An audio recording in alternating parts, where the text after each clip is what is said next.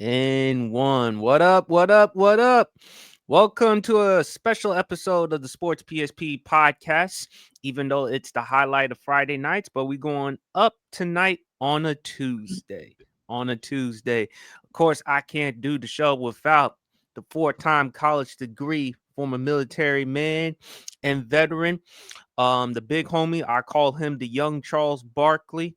Funny, hysterical, comical, smart, brilliant, the whole nine. Undisputed world champ. How you doing, brother? I'm doing good, man.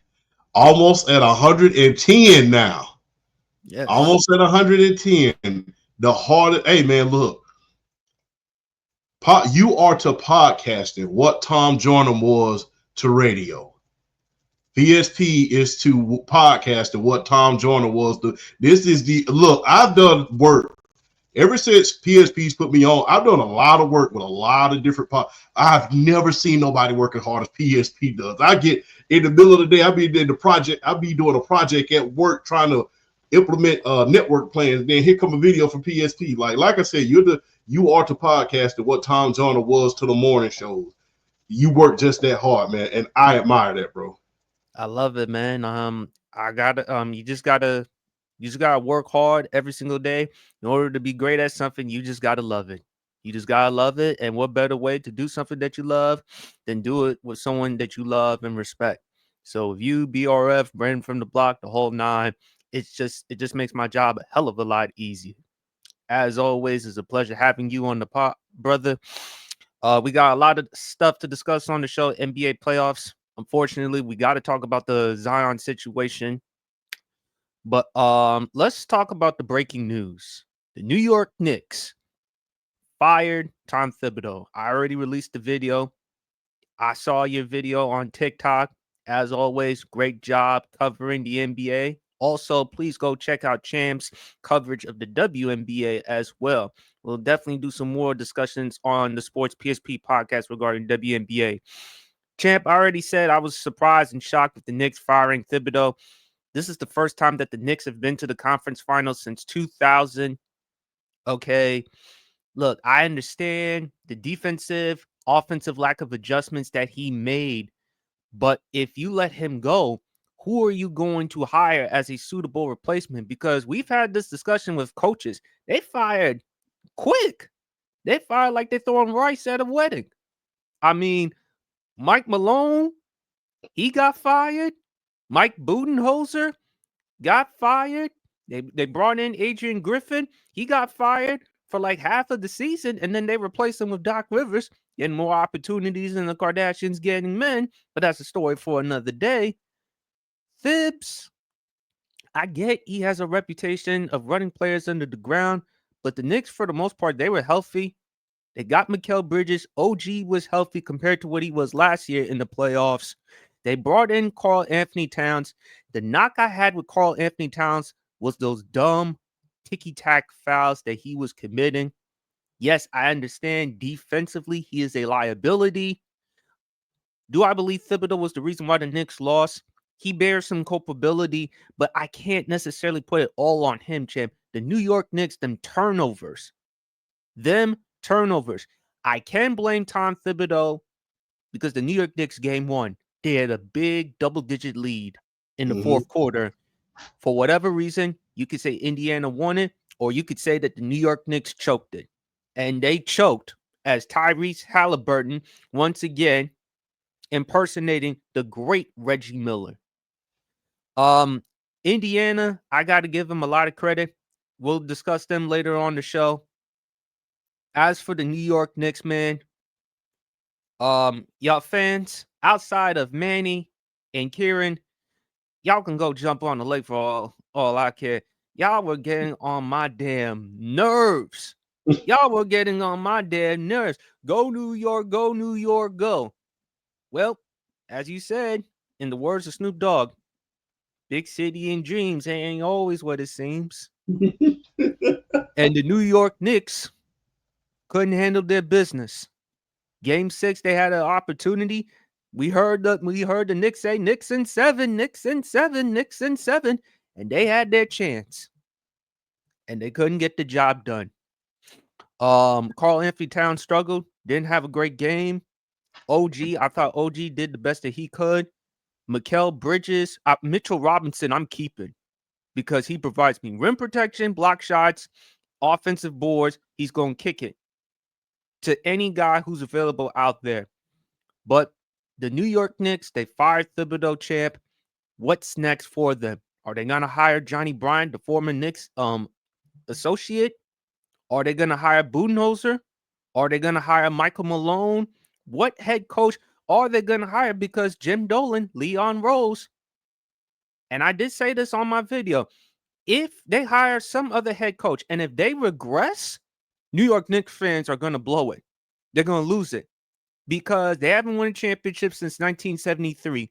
They are now back to the face of basketball in New York. It was supposed to be Brooklyn because of the acquisitions they had in free agency back in 2019 with Kevin Durant, Kyrie Irving. The following year, James Harden in the trade. Brooklyn was supposed to be the team, not just for basketball, but for New York. Now it's the Knicks now. And if the New York Knicks regress, New York Knicks fans are going to lose it. They're still going to support. I'm not saying they're still going to not support their team. They're not going to go to the Garden. They're still going to go to the Garden. They're still going to root for their team regardless. But if they regress, Knicks fans are going to be displeased. And the window, could they did this because of the window, champ? Because Boston, Jason Tatum, out for the remainder of next season. I believe he'll be fine. He's going to be consulting with Kevin Durant. I think that's the best thing to do. Take it from somebody who has come from a ruptured Achilles like a Kevin Durant. Yes. Other than Indiana, because they are a good team, and Rick Carlisle, who came back to Indiana, who has won a championship as well with the Dallas Mavericks back in 2010 when he beat the Big Three in Miami their first year. Rick Carlisle can coach. I think New York made the decision because they feel like we're that close, and our time is really now. The East is pretty much wide open at this point because Cleveland, even though they had a great regular season, they struggled come postseason. Indiana's the team in the way. Boston, without Tatum, Jaylen Brown's going to be the number one option. Knicks decided to fire Thibodeau. I believe had Thibodeau made the adjustments and the Knicks made the finals, I don't think there would be any discussion of him being fired. But, champ, we've seen head coaches getting fired just like that. Doesn't matter if you're good.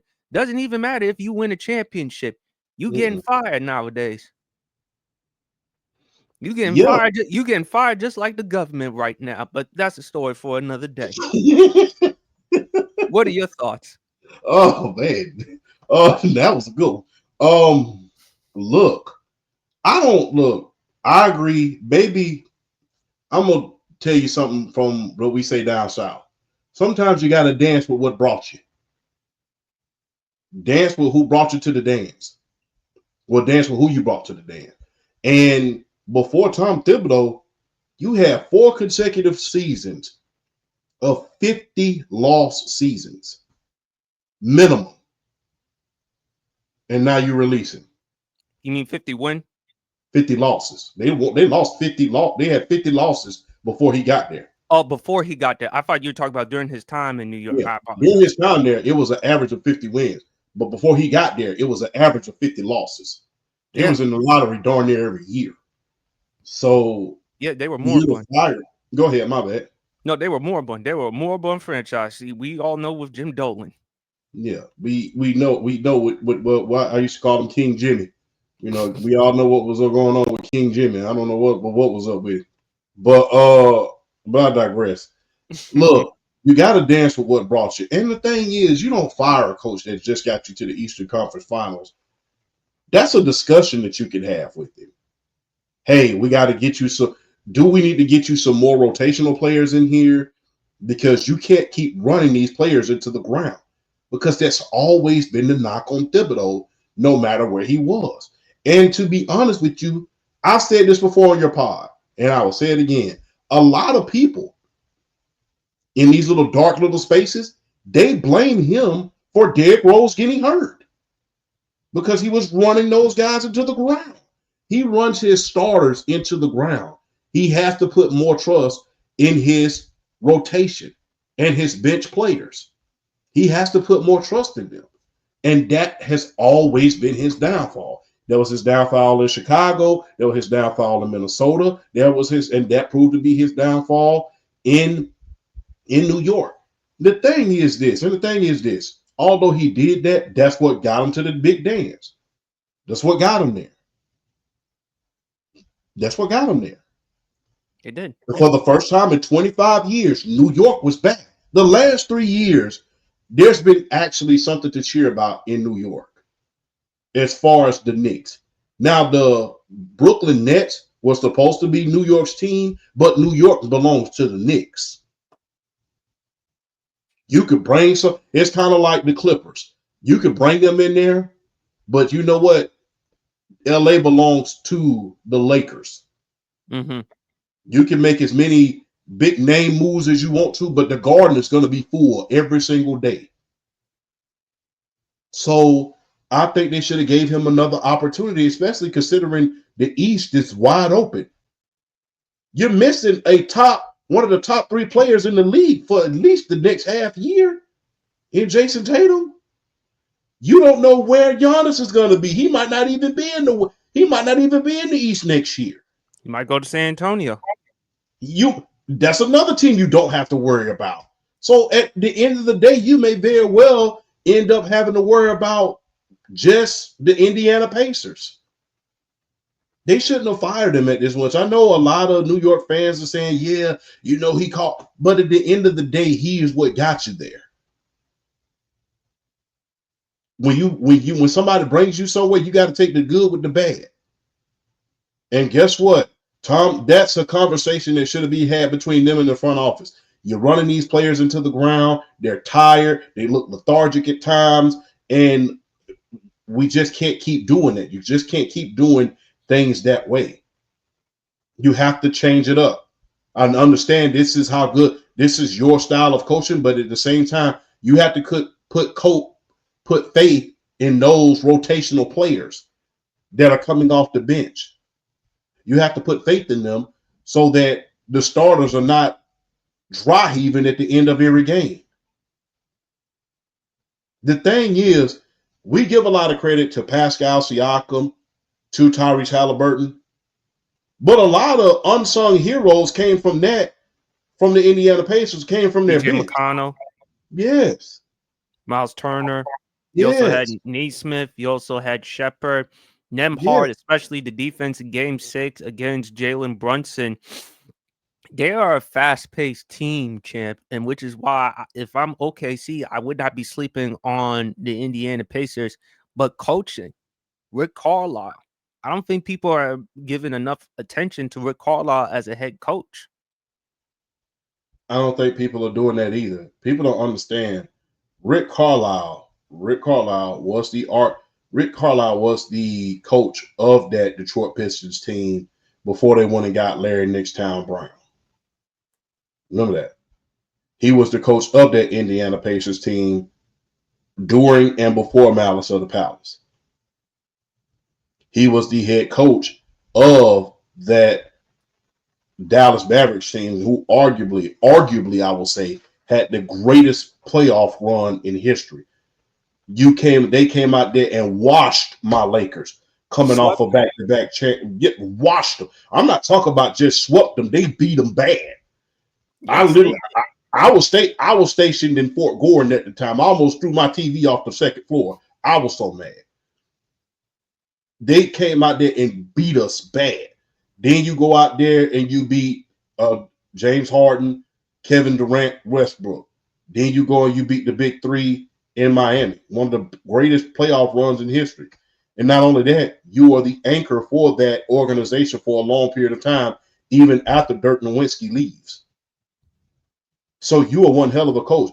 And talk about it coming full circle. You were the coach doing Malice in the Palace. Now you are the coach now with the best chance to redeem yourself in Indiana.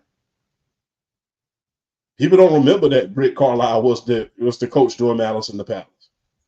Now they forgot that. But we remember that. We definitely remember that. Yeah, I was still a teenager at the time. But Yeah, yeah, I was 10 or 11 at that time. yeah, I think that was in 2005. Yeah, I was 1 2004. year away from graduation. Yeah, Yeah, that was in late 2000. 2004, like in November, December of 2004 at that time. And it was crazy, but Rick Carlisle, man, he can coach. Indiana's got a really good bench. I love what TJ McConnell can do coming off the bench. He provides spark and energy. The problem with the Knicks, champ, their bench as well, as you mentioned. They don't have a good enough bench. And but the thing is, coaches nowadays, champ, the standards with the league now, it's easy to fire head coaches just like that. You let go of this dude who just helped you get to the Eastern Conference Finals. Okay, unless you can tell me you could find someone that can do a better job, but it takes time. They better look at the head coach, one of the guys in the young guy from the Cleveland Cavaliers. I just mentioned his name, Johnny. Um, they have to look at him. They also have to look at Boonholzer, but it takes time. You're gonna have to develop, build some camaraderie, build some chemistry with this team, um, and also the bench because it can't just be the star players contributing. You need help from your bench. Yes, you do. And my bad, I was looking to make sure I knew what I was talking about. Rick Carlisle was the coach of that Detroit Pistons team before Larry Nextown Brown came He did, along yeah. and won the championship. I just wanted to make sure I knew what I was talking about. But yeah, you have to have a bench so that he can have enough faith to put in those players. And like I said, that is something that the front office could have handled.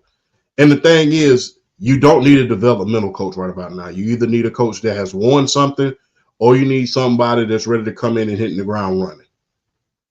You gotta at this point, I believe you gotta hire Mike Malone. You gotta hire Mike Malone. If you want to go somewhere, you gotta hire Mike Malone. He's already proven that he can do it. Because Tom Thibodeau, the only thing that you can do is get someone that has a championship pedigree and that has proven that he can make deep playoff runs. And that coach is Mike Malone. You can't waste time with going through developmental assistants. The window for this team is the window for this team right now to win a championship is wide open. You have to think of this as a 1-year deal.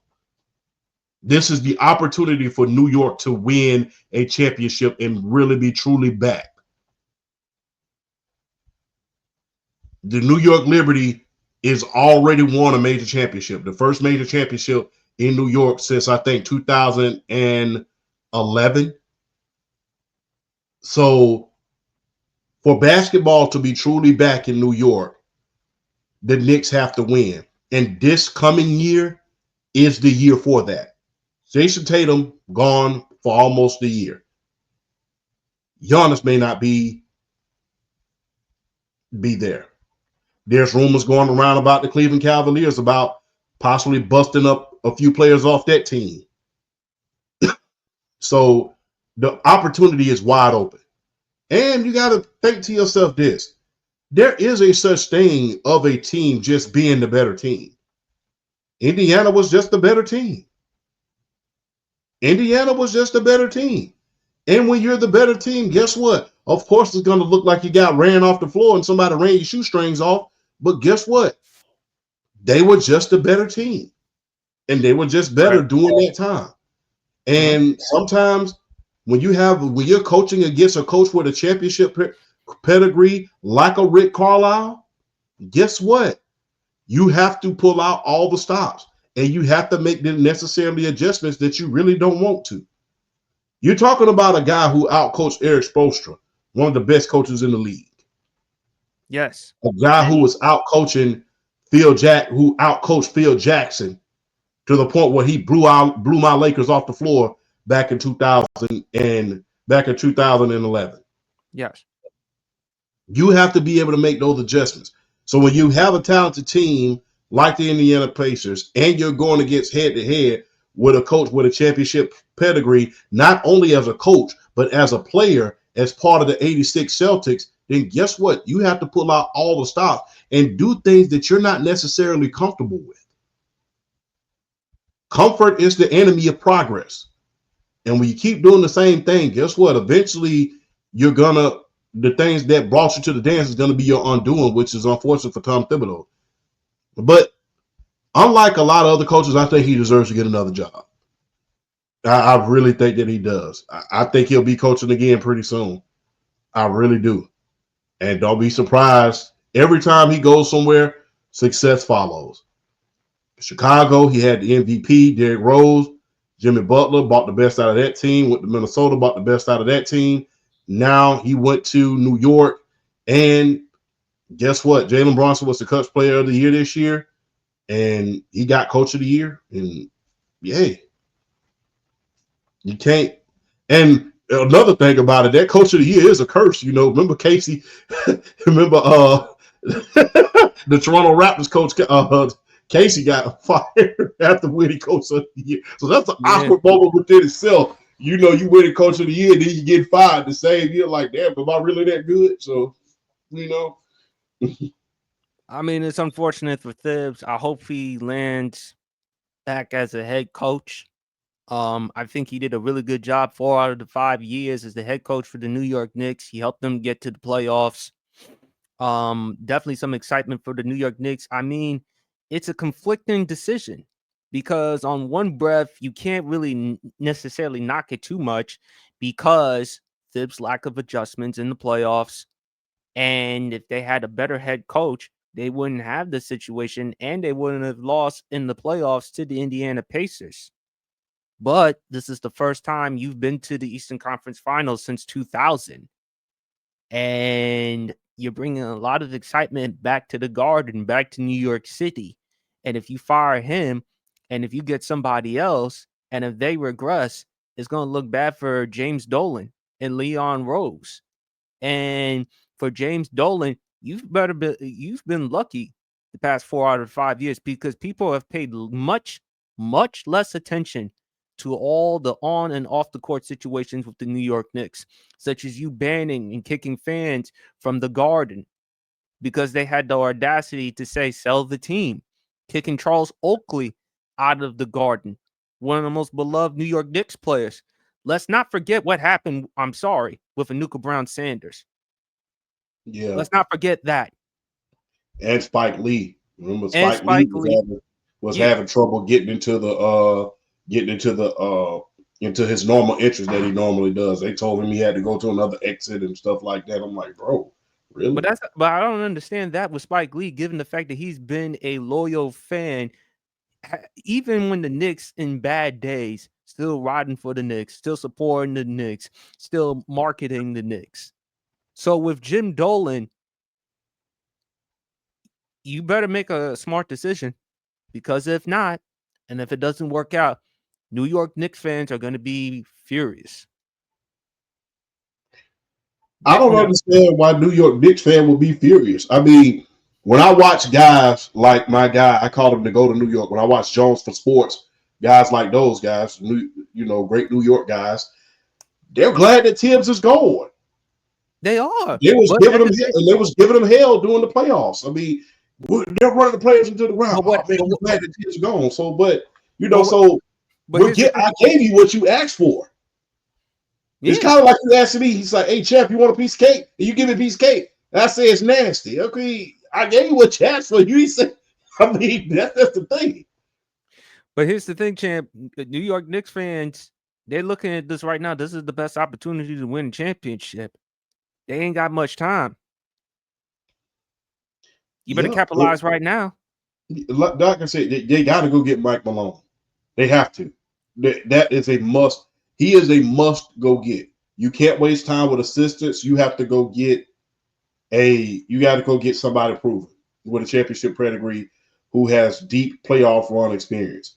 And it's quite ironic that Tom Thibodeau was part of when it comes to choking, he was a part of that Boston Celtics 2008 staff with Doc Rivers. So, he know a little bit of something.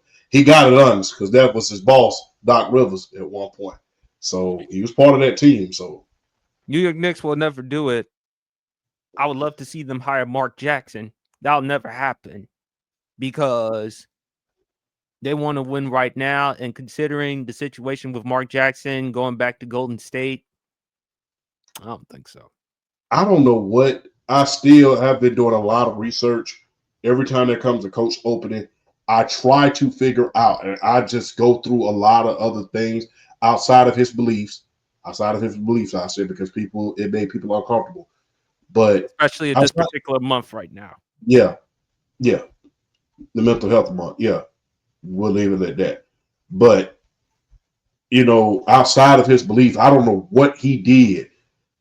You talking about ticking the wrong person off, because all of the building blocks that were there, Mark Jackson helped put that into. If you really look at the early days of Mark Jackson and the Golden State Warriors, if you look at that team and you look at the 98 Indiana Pacers, they look exactly alike.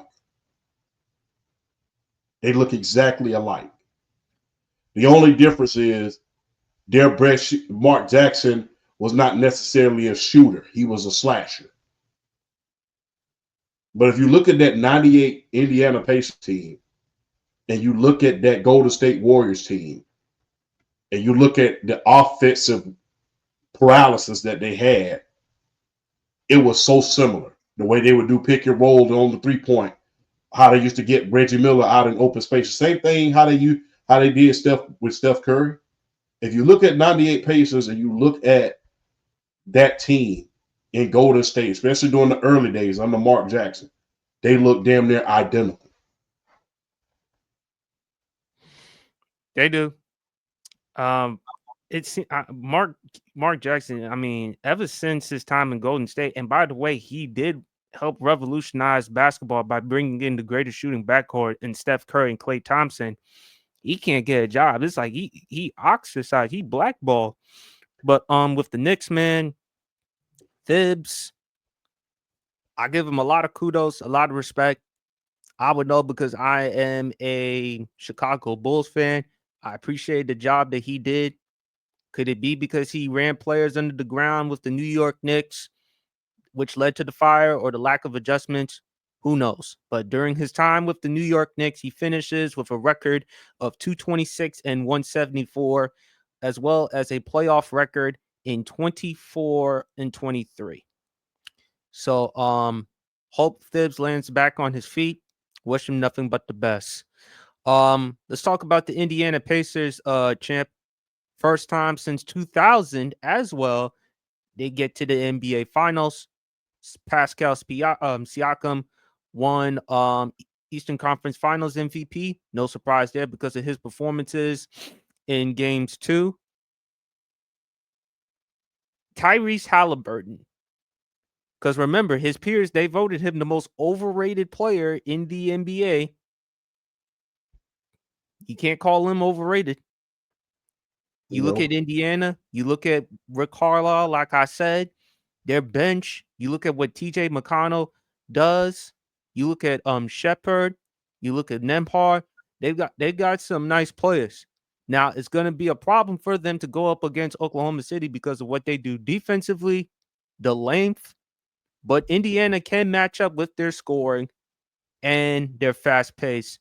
And the edge that they have is experience with Pascal Siakam and Rick Carlisle. You mentioned before Sam Presti, one of the best GMs that we have in the NBA. He wins a championship.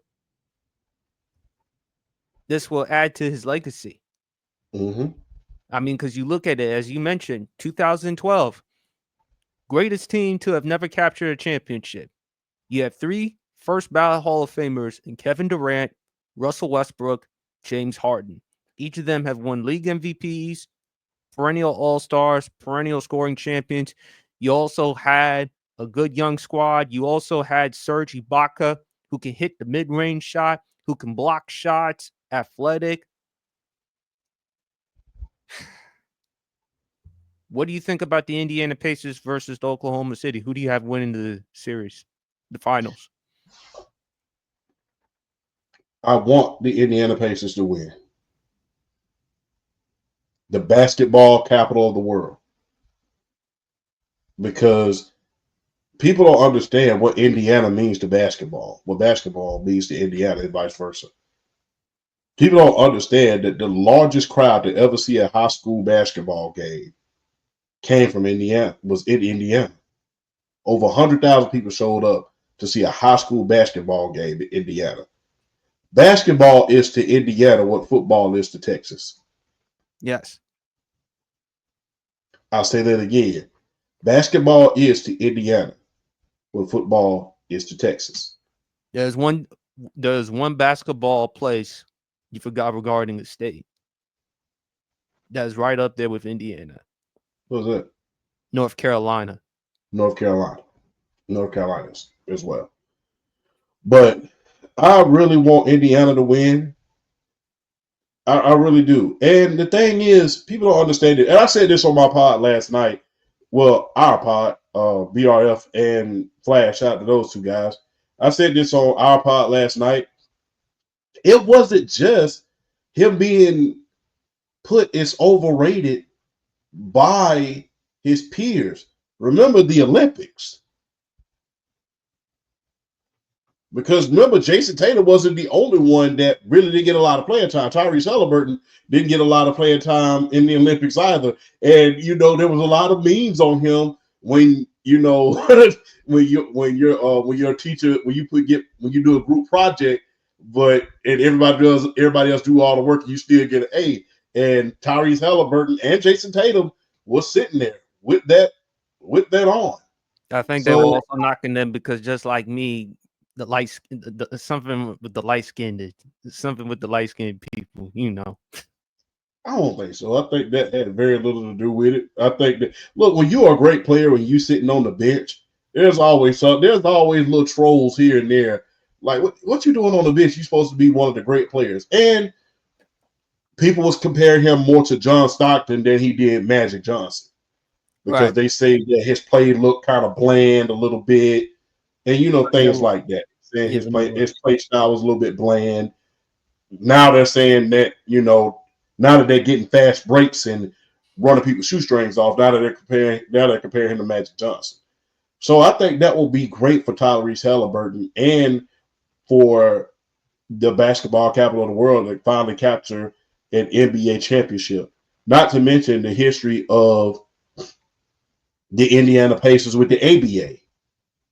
They will be the third ABA team in order to win a championship that was absorbed by the NBA back during the early merger. Remember, there were 4 teams that got absorbed by the NBA. The Denver Nuggets, the San Antonio Spurs, and the Indiana Pacers were 3 of those teams.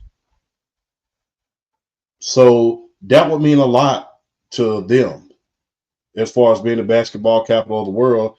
And look, I even made jokes myself when Caitlin Clark first came into the league and she was able to get them into the playoff. Remember, I even made jokes about Tyrese Halliburton, saying, is Caitlin Clark the best point guard in the state of Indiana at this point? Yeah.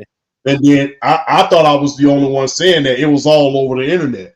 So between the Olympic performance that was this year, people calling you John Stockton, which is not a bad assessment. John Stockton was no joke. People calling you John Stockton because your play wasn't as flashy. Your peers labeling you overrated. Not to mention people saying that you might be the second best point guard in the state of Indiana next to Caitlin Clark. That would mean a hell of a lot more to Tyrese Halliburton and the Indiana Pacers than it would to Oklahoma City. I think Oklahoma City, the thing is, we brought this up on our pod last night, the Big Three. We brought this up last night. Even if they lose, they still set up for the next like 6 years. Because with the draft capital that they have, they might go and create a super team with Giannis. I doubt they will, but they have that capability. Because Sam Presti loves to will and deal. But I think for Tyrese Halliburton and the Pacers, that time is now. And I would love to see the basketball capital of the world win an NBA title. They already was the center of the universe in in football with Peyton Manning and Andrew Luck at one point. I mean, a lot of fans from the field house, they flocked there in order to see Caitlin Clark. And, we saw the Indiana Fever at the Indiana Pacers game. I would love to see Indiana win a championship and be the third team that was absorbed by the NBA from the ABA in order to win. That would be huge. I would love to see it. I would love to see it too, because when you think of Indiana, you think of a great basketball state. Caitlin Clark, Indiana Pacers, Reggie Miller. Let's not forget a bad man and Larry Bird. Larry Yeah. Joseph Bird from Indiana State. I mean, even though with the Boston Celtics, he played for the Boston Celtics, he was a pretty good executive during his time with the Indiana Pacers. Yeah. And he's from French Lick. When Yep. you think about basketball in Indiana, like I said, you think about how football is in Texas. Oh, When yeah. basketball season rolls around in Indiana, the barbershops in the small towns, the restaurants, all that close, and everybody goes to the gymnasium, just like everybody goes to the football field down there in Texas. So when you think about that and you put that in perspective, that would be Indiana winning a championship. That's equivalent to the Texas Longhorns winning a national championship because everybody loves Dallas, but Texas, when you think about Texas, you think about the Longhorns. That will be equivalent to them. Everybody don't like Dallas, but the Longhorns are a very, very likable team. Them winning in Indiana is equivalent to the Longhorns winning a national championship in Texas. That would be phenomenal. Mm-hmm. I'm going with OKC because of what they do defensively. Mm-hmm. It's great. The thing I love about it the most, Champ, as you've mentioned, two teams that are in small markets. This is great for the NBA because we don't really need the sexy, attractive markets to play in the NBA Finals. We're still going to get great basketball regardless. And when you look at Oklahoma City, even though Oklahoma is really known for football because of the Oklahoma Sooners, the Oklahoma State Cowboys, don't really necessarily sleep on Oklahoma basketball. No. And you look at Shai Gilgeous-Alexander, one of the top 5 players in the NBA, who is Canadian. If he wins a championship with the finals, he becomes the first since Steph to do it back in 2014. And plus, one of the faces of the NBA. We talk about should Anthony Edwards be the face of the NBA? Why not Shai Gilgeous-Alexander? Despite the fact that he's Canadian, I mean, look, you look at Giannis, you look at Jokic, you look at Luka, international players. And Jay Williams talked about it on ESPN, how American basketball has gotten too complacent.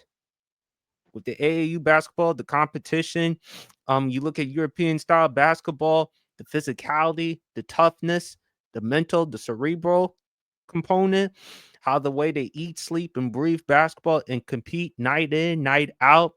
And then when you look at this young core with Sam Presti, yes, even though he still has a lot of draft capital, but if you want to be in the conversations with some of the best GMs, you got to win it right now, man. Because again, the West, even though OKC, but we can't ignore what happens come in the West. Because again, there are a lot of good teams there too. Los Angeles, I believe, to your point, Champ, they should move on from LeBron to a lesser extent and build a team around more with Luka. We can't ignore the Dallas Mavericks because they have the number 1 overall pick in Cooper Flag, Anthony Davis, and Kyrie. Assuming if he comes back healthy, we can't disregard the Mavericks, and we can't disregard a lot of other teams. And I would love to see for a market in Oklahoma City win a championship because again, can you imagine if they don't win a championship with this roster? Because you didn't win a championship when you had KD, Harden, and Westbrook, and Ibaka. Imagine not winning a championship with SGA, Williams, Chet, Alex Caruso, who I think is going to be an X factor in the finals because of what he can do with the defense, his energy. I love that part. I think it's going to be a really exciting series. I think Thunder wins this one in 6. And if they do, that forever puts to bed any ghosts from the Seattle Supersonics. Yes. That forever puts to bed any ghosts that are lingering from Seattle. Because everybody wants to talk about the shared history. This is your chance, Oklahoma City, to put your stamp on your own history, to say, hey, even if Seattle gets a team or never does get a team, we are Oklahoma City. We are no longer connected to the Seattle. That for they win this championship, that forever puts to bed the ghost of the Seattle Supersonics. And you know Because how now, good of a basketball city Seattle is from their days with yes, Lou Bird, yes. I mean, Gary Gary Payton, Payton, Sean Sean Kemp, Kemp, Lenny Wilkins. I mean, Ray Tiny Allen, Archibald. I mean, Ray uh, Allen. DJ Johnson before he went to Boston. Before he went to Boston. So I think that if they're able to pull that off, this forever puts to bed the ghost of the Seattle Supersonics. And those ghosts are gone forever, and they no longer have to worry about being mentioned in the same breath. You are truly your own team. You are truly your own start of maybe even what can be considered a dynasty. What can be considered probably the beginning of the best part. So this will forever put to bed any type of conversations between Oklahoma City and the Seattle Supersonics. I believe that wholeheartedly. I believe so. It's going to be exciting finals. Please go watch it Thursday night on ABC. Please stay tuned. Please watch the finals, folks. Just because they're two small market teams doesn't mean you don't have something exciting to look forward to, because this is going to be a heck of a finals.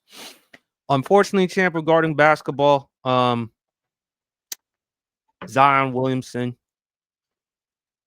the accusations, pretty damning. I already said what I said in the video. Thank you for commenting on the video, because again, that was not an easy subject for me to discuss. No. Especially when it comes to these types of videos. I wish I could just talk about players regarding their game and that's it. But at the same time, I had to go by what's being reported. Champ, I said that the New Orleans Pelicans should move on from Zion Williamson because it's enough. 6 years in New Orleans. You've had issues with his conditioning, his weight, his durability. Hell, at times Zion looks bigger than you, but that's a story for another day. And now with these latest accusations, the Pelicans should trade him. They shouldn't cut him. They should trade him. Problem is, nobody at this particular juncture wants to take a chance at Zion given his history. And look, we don't know whether Zion Williamson is innocent or guilty regarding the allegations. We'll wait and see how that plays out. But it does not look good. I mean, I hope this is a lesson for a lot of young men in general. Please be careful. Please be aware of the decisions that you make. Because I mean, the decisions that you're making is not only impacting yourself, your family, your brand, everything that you have on the table. And it looks horrible for Zion. Moriah Mills, you saw the video. I saw the video. And I got to be honest with you, Chant. I cringed when I saw that statement. Again, I don't want to say that she is a liar, but at the same time, in the court of public opinion, given her image, her reputation, and the thing is with Moriah Mills, you expose Zion Williamson, you expose all your business between you and Zion. Now you're saying he abused you. My thing is, why didn't you say it back then? Why is it now all of a sudden because of these accusations you're saying it now? And reaching out to Tony Busby, which, correct me if I'm wrong, champ, has Tony Busby, he He turned it turned down. it down. He turned her down quick, and he realized there was no win in that case because she went on this big tirade. I think it was like a year or two ago when she found out that Zion was having a baby, and she went on this big tirade. And I remember, I think the NBA contacted Twitter themselves, Yeah. Elon himself, and they deleted her page because she was talking about, how can you do that to your unicorn, Zion? You don't deserve to be in New Orleans. It was a whole lot of stuff just because he had got with another lady during that time. So that was a wrong move. That was what we like to call, what my father liked to call a Jedi mind trick anyway. So there was just something wrong there. Here's what I will say, young men, listen to Unc when I tell you this, and we're gonna keep this rated G. When you get that money, then is not the time to go out there and do all types of nonsense, to include that nonsense. If you can't read between the lines, I feel sorry for you. Go back to the accelerated reader books that we was learned about in elementary school. If you don't know what accelerated readers books is, that's the books that we had to take in order to get points on the test for. And we had to take on the computer. You had to read the book and take a test. Go back to the accelerated reader book so you can learn how to read between the lines. Young men, stop when you getting this money, these hundreds of millions of dollars, going out here squandering your fortune on nonsense, especially that type of nonsense. You have to be more disciplined than ever when you have that money. I think Cam Newton said it perfectly. A lot of times when you got a certain amount of money, no does not apply to you when it comes to certain situations, I would say. Because the only thing you had to do is throw the right amount of cash at it, and either you got it or it's given to you. This is coming out of the mouth of Cam Newton. The reason why I say certain situation, because in a lot of other situations, in certain situations, no does mean hell no. Let's just put it that way. And if you don't know what I'm talking about, look it up. But the thing is this, young men, when you get that money, now is not the time to go out there squandering your fortune, squandering your time, squandering your resources on nonsense. You got to be more disciplined than ever, because one wrong move and you're gone.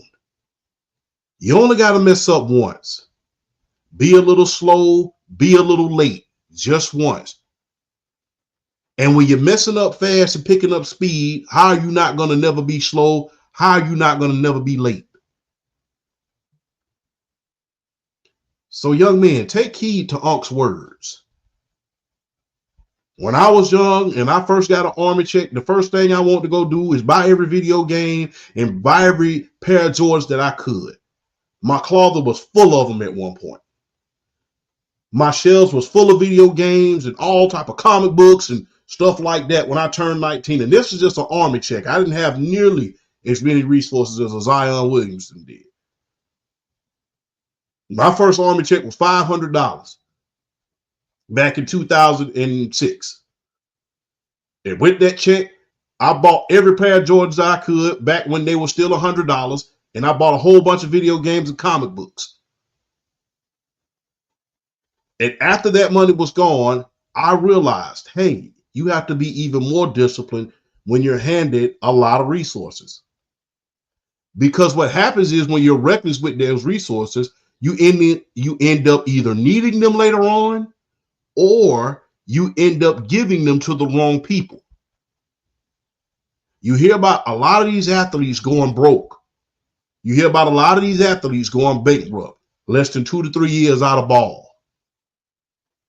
You even hear about them stealing and going through scandals because they're trying to get their hands on money. Calling ex-teammates, Tracy McGrady talked about this. Ex-teammates was calling them, asking them for loans. So young men, when you get that money, then is not the time to be squandering it on all of this other nonsense. You have to be even more careful, especially when you have situations like what Zion is going through right now. You just can't throw cash at it and think that, hey, this is just good for me. That's not the way to go. So if you take anything away, don't laugh at anybody's pain, learn from it. Learn from this situation. Learn what not to do. When you see Anthony Edwards and him having all of these kids by these different women, learn from that. You're going to be paying child support for the rest of his life.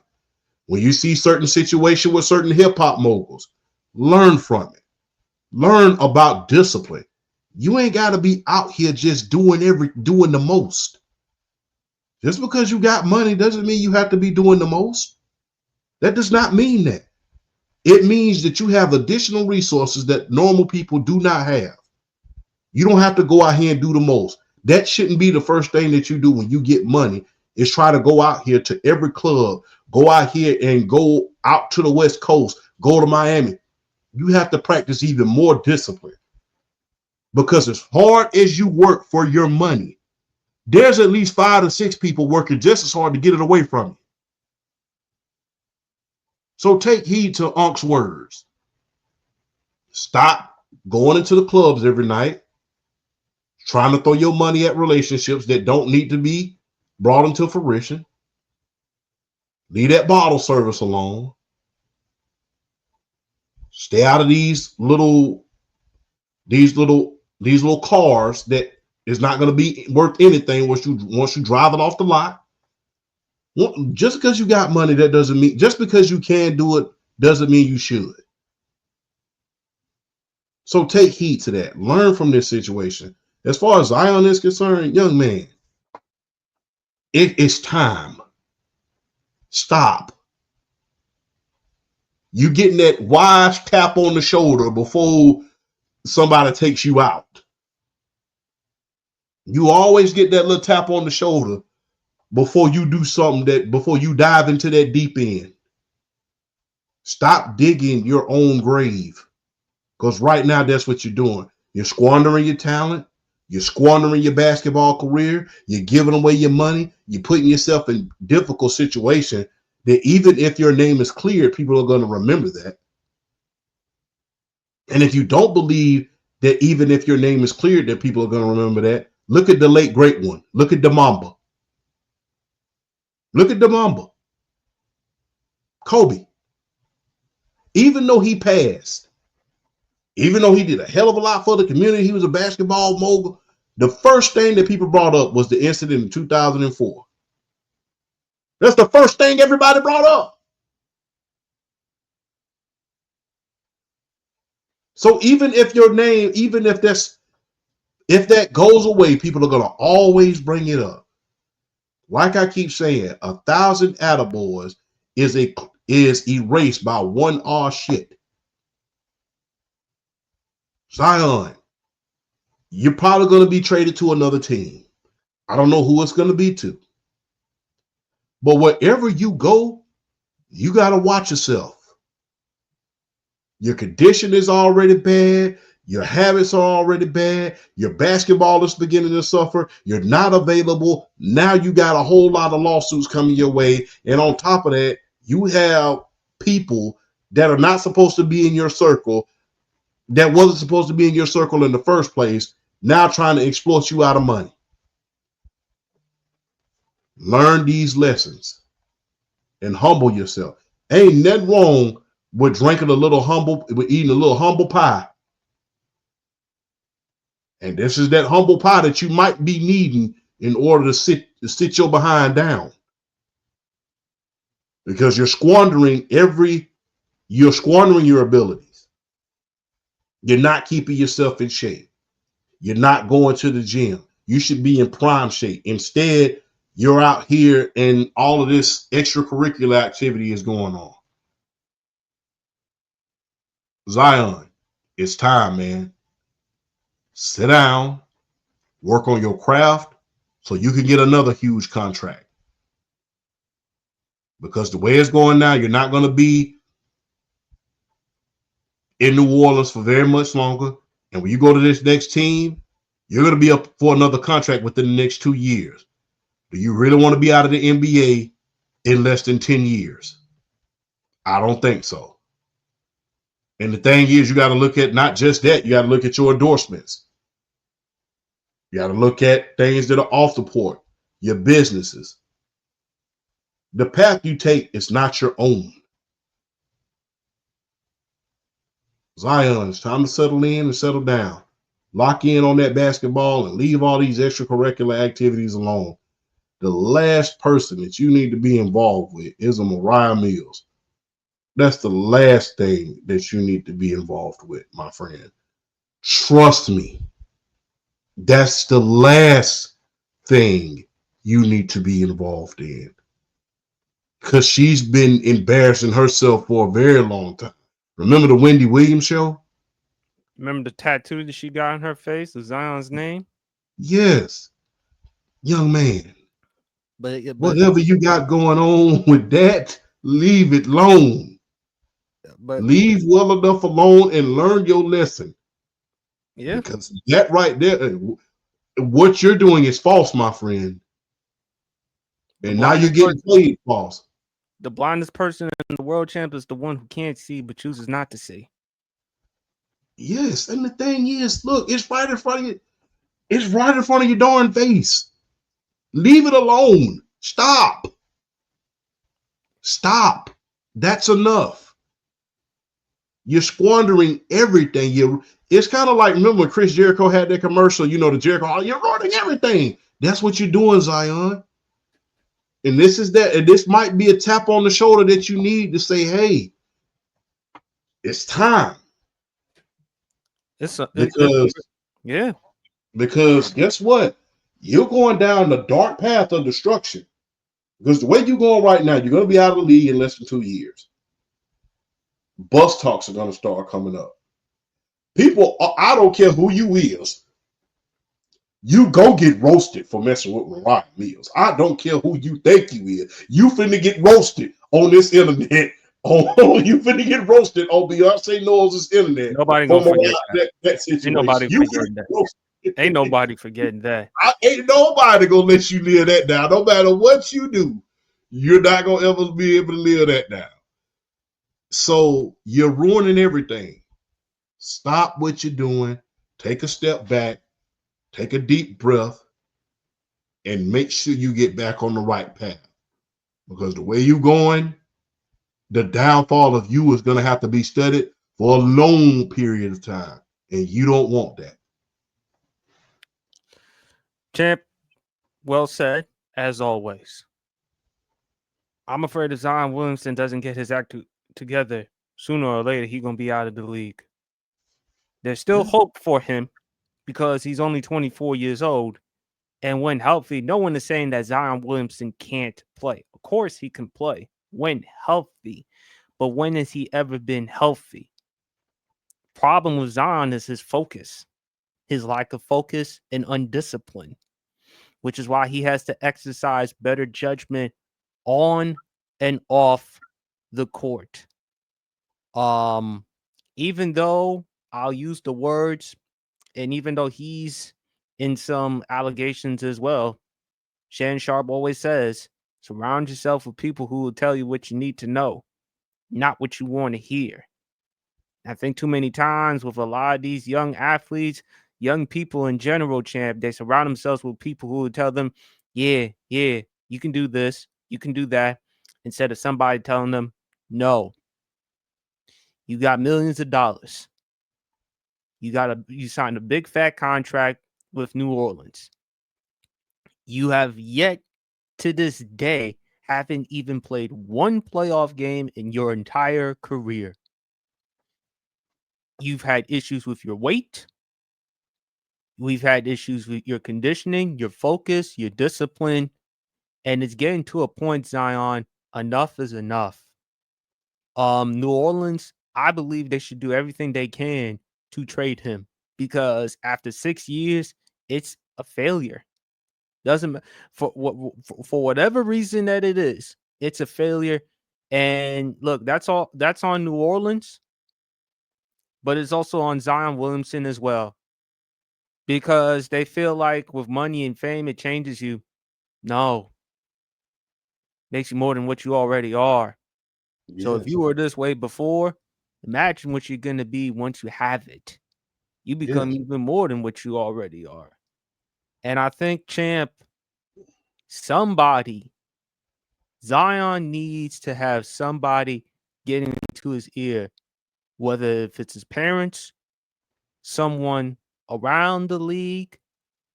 He really needs to have a serious conversation about what does he want in life, because he's still young. He's only 24, he'll be 25. What do you really want in life, young man? Because coming out of college, you were a force to be reckoned with. You were a generational talent. And when healthy, we know what you can do when healthy. The only Yeah. thing that's stopping you is you, with the Yeah. decisions that you make on and off the court. And now with the situation with Mariah Mills, I always say, champ, in the words of my GOAT, Stone Cold Steve Austin, don't trust anybody. And sometimes, and sometimes, as you always tell me, just because it looks good, that doesn't always mean it is good.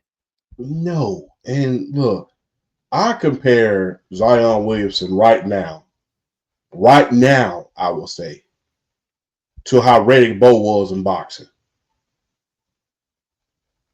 Remember how Riddick Bowe had the potential to be the greatest boxer in the 90s. He fought Evander Holyfield, beat him. Had one of the greatest rivalries in the 90s. Had the most potential, had the reach, had the ability, had the punching power, had the length, had the quickness, had the speed. But because of his lack of conditioning, it eroded his reflexes. And by the time he got through it, he got to Andrew Golota, he got exposed. That's what I compare Zion Williamson to at this point in his career. He's the NBA version of Riddick Bowe, a guy with a ton of potential, has the world at his feet, but because of his lack of conditioning, lack of poor judgment, always about the trappings of success rather than the hard work. They call it the trappings of success for a reason. Again, they call it the trappings of success for a reason. It is a trap. And that's what I compare Zion to. I compare him to Riddick Bowe and how he was. Great athlete, a force to be reckoned with. Could have been one of the greatest of all time. But because of poor conditioning and the trappings of success, a lot of gorging, a lot of self-gorging. There was pictures about Zion Williams going through the drive-thru at a Wendy's. And, the same thing with Riddick Bowe. He would gorge himself to death in between fights, and it eventually caught up with him when he fought Andrew Golota. And I think that's what Zion Williamson is going through times 1,000 right now.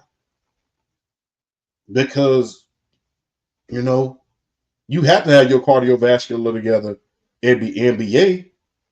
That's not to say you can't have it. That's not to say you don't. You have to have it the same way in boxing. But because Riddick had natural ability, he was able to get by on that for a short period of time, just like Zion. But eventually it caught up with him, and then he was here one day, and then poof, he was gone the next. And I think that's what's happening to Zion right now. It's like the Riddick Bowe curse. You're just going up and down, up and down, up and down. And that's what's causing the injuries. That's what's causing for you to get caught up with the trappings of success. Because when you're injured, you're sitting at home, you might go see the trainer, stuff like that. But for the most part, you're probably not practicing. You're not on the same schedule as the team, and you get caught up into the trappings of success. Like I said, it's called a trappings of success for a reason. It's a trap. It's meant to grab you. So be mindful, Zion. We don't want you to end up like Riddick Bowe did. Granted, Riddick Bowe and a lot of great boxers of the 90s are doing great now. But when you think about what they went through, it was nasty work. Yeah. I'm afraid, champ, if he doesn't get it together, it may be it. And sooner or later, don't be surprised if we see a 30 for 30. One last final conversation before we wrap up the show, champ. Stephon Diggs. There was the boat party. With some beautiful women. And it appeared that he was giving them some type of pink substance. Apparently. And then we saw the videos of him and Cardi B, with Cardi B giving him a nice little dance. That little razzle dazzle. Yeah. You talk about Joy Taylor's peanut butter skin. I mean, Cardi B's Latina skin. But look, I ain't got no problem with athletes celebrating a good time, but at the same time, champ, Mike Vrabel, the New England Patriots, they had a problem with it. I don't have a problem with athletes doing it. Just do it confidential. Don't do it with on the phones and stuff like that. We don't need to see that. We don't mind you having a good time, but it's not to a good start right now for the New England Patriots and for Stephon Diggs, especially when they gave him this type of contract. Did you check the video from Adam Pac-Man Jones in which he talked about the situation? Yeah, he had a couple of choice words to say to Stephon Diggs, and he knows him personally, to my knowledge. Yes, they know each other very well. Stephon Diggs, brother. Listen. I understand it's kind of hard to be on that boat and be around all that, but understand who you are. Read the room. And there's a lot of people who can't wait to get some dirt on you so who can ruin it all. Luckily, you didn't get cut. Luckily, you didn't anything happen. But be mindful about who you're around and what you're doing. And understand that substance could have been something and it could have been nothing. You never know. For all we know, he could have been giving them certs. For all we know. Could have been something, could have been nothing. But understand who you are and that people can't wait to get dirt on you so that they can have something to talk about. We are in a day and age where drama sells a hell of a lot more than talent could ever. Drama sells more than talent could ever. So understand who you are. Now, as far as you having fun with Cardi, my man, I don't blame you. Do your thing. Do your thing. I don't blame you one bit. But at the same time, understand who you are and your position in sports and entertainment. Because in reality, this year is a 1 year. This contract, although it looks like a lengthy contract, it's only a 1 year deal. You had a 1 year deal last year. Unfortunately, you got hurt. You got a 1 year deal this year. And this could very well lead you to something else if you play your cards right. Don't squander what was given to you. Don't squander what God gave to you. Don't squander that, man. I understand. Look, I understand. Look, like I said, I understand being on the boat with all of that temptation. But understand. Don't laugh at me, damn. But understand who you are. You had to bring the Lord into this. Lord. I'm just saying. Don't look. What, you gonna be pastor champ all of a sudden? Shit. Look, lead us not into temptation. I can understand being on that boat with all that temptation on that boat, but understand something, Stephon Diggs. Understand who you are, man. Don't mess up this contract, man. There's already stigmatisms and juries out on you about on the football field about can you get along with quarterbacks. There was reports about you getting along with quarterbacks in Minnesota. There was reports about you getting along with Josh Allen. You know, people was kind of the verdict was out on you when you went to Houston. Unfortunately, we never got to see a lot of it because you got hurt. Now you're at New England. You have a chance to start all over, and you got a big fat contract, and you're able to play with a Drake May, who's a very, very talented quarterback. You just got a big old fat contract. We didn't think he was going to get that another contract because everybody was saying that you was washed. But like I said, you just got injured. But don't mess that up, man. Understand who you are. Like I said, there's people who can't wait to get some dirt on you. So it's kind of like, you know, somebody it's kind of like the hall monitor down the hallway looking to go tell the teacher. That's how it is these days. Everybody looking to go tell the teacher something that be in the newspaper or the tabloid or something. Understand who you are. Have fun, you know, on that boat, but understand who you are. Like I said, I understand what all that temptation around I can be, but understand who you are and look at what guys like who we just talked about, Zion Williamson, look at what they're going through because all it takes is one instance and then you through. And that instance right there, what we just saw, like I said, it could have been anything that could have ruined you, but thankfully it didn't. Understand who you are. I understand you having fun with Cardi. Who wouldn't? But understand who you are, Stephon Diggs, and you know you're a big time name in the NFL, and you don't need, especially at this stage of your career, you don't need nothing coming out about you that's going to jeopardize future contracts, my friend. Do the right thing. Exactly. Can you hear me, champ? I can hear you loud and clear. I just think Champ just wanted to go to that boat party as well and have a good time as well too. Hey man, why are you telling my business on national television like that, bro? And on that note, we're gonna wrap up the show.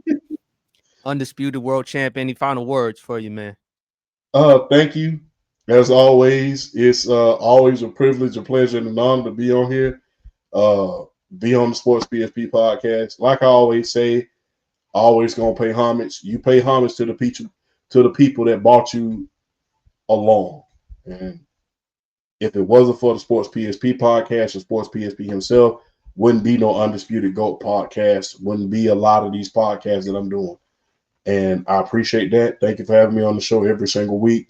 I appreciate it. I salute you and keep climbing that. I cannot wait till you reach 1 million.